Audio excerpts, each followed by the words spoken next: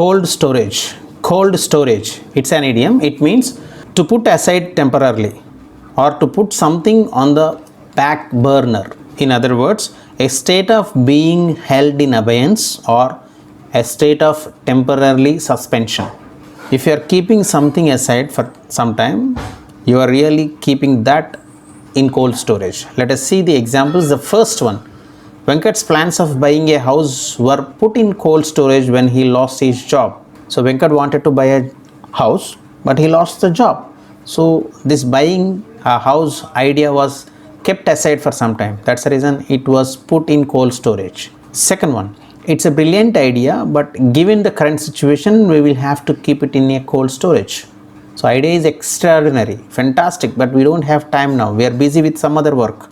We'll keep the idea aside for some time. That's the reason keep it in cold storage. Third one, I am forced to keep my marriage proposals in cold storage.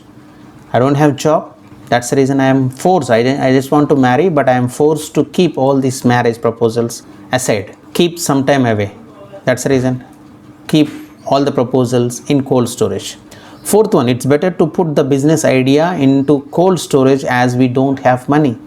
We have fantastic business idea, but we don't have money. Let us keep the idea aside for some time. First earn the money. That's the reason keep the idea into cold storage. Fifth one, the president's domestic program had been in cold storage while he attended to a string of international crises. So president is attending some international problems. That's the reason he is not able to move within the country. So all his domestic programs are in abeyance. That is temporarily suspended, cancelled. Maybe in later time he will do it. That's the reason they had been in cold storage.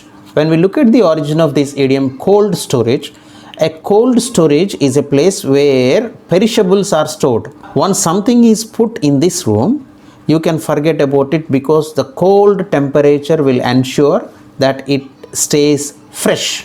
So when you keep something in cold storage means you are keeping that issue temporarily away.